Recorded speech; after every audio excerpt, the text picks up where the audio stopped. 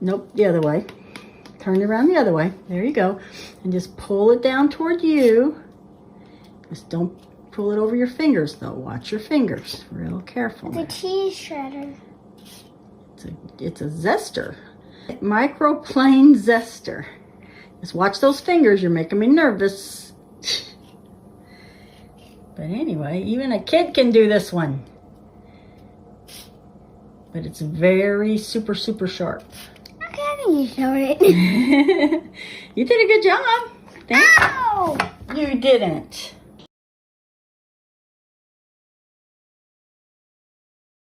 So I'm just going to show them a little bit more how easy this is. Yeah. You just want to do it lightly. You don't want to get into the rind. And by the way, it didn't leave a mark. Yeah, with Eric's little oopsie at the end there, I was a little nervous. But You go on saying nervous stuff, and it made me cut myself. I was making him nervous, he said. By being nervous. Probably right. Okay, that's it. Very nice. I love this because I used to use the box kind. This is wonderful.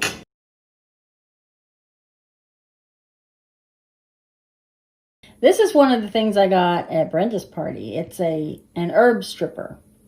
And I haven't tried it before because I didn't have any herbs I was using that I needed to strip. So anyway, this time I needed some parsley for my Gremolata. So I am going to try. I did one earlier with just one. I'm going to try using the bigger hole. See if I can just get a whole bunch of them in there and then see how that works. And if it doesn't work, we'll do it again. But since Eric is teaching me to do things faster, I thought we'd try it this way. All right, we're going to do it over here. I just need the leaves. Now, we'll have to do a little trimming up later, but it's okay. It's still faster than it used to be. All right. And that takes off the leaves. I love it already. Cool. Yeah. It's satisfying. So some of these I'll probably just, pick off just the leaf part, but I just need a cup for this recipe, but that'll speed it up because that's a tedious job. That and cilantro, thyme, which is always a pain, any herbs. It's got different settings for the, different size, like thyme would probably go down there, and you've got, rosemary and different things. But for something big like this is perfect, just using get a whole bunch of them together and just use the big setting.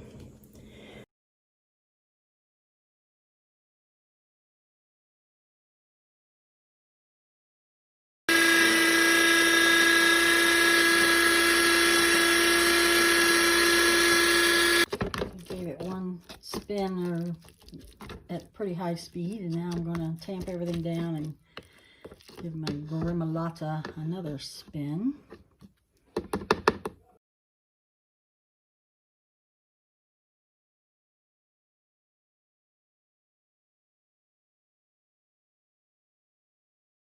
I'm going to show you guys a quick way to do your asparagus.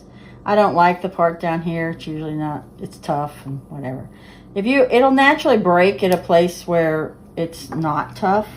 So say if I try to do it down here, it's just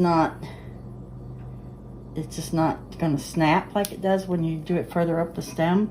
And it's real quick. So when it said to cut it in thirds, I'll end up cutting it probably in half. And Grandma? Yes, Jen? Why don't you cut more but then one at a time? This is my grandson giving me quick tips here. There you go, 4 at a time. I have to do 20 million at a time. I think we'll stop at 4. Okay. All right, well that's a good trick. I'm gonna have to get you in my kitchen more often. After I snapped off the ends, I started cutting them into smaller pieces. Need a smaller cut.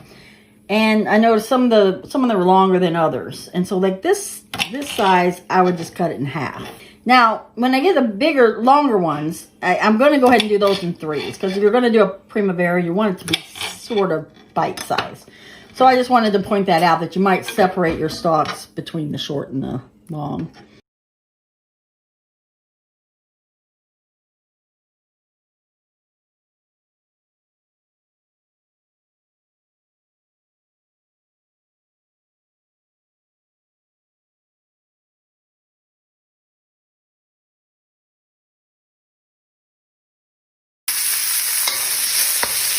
got some salt, pepper, and with my hot olive oil. I'm just going to saute these for about 3 to 4 minutes before I add anything else to it.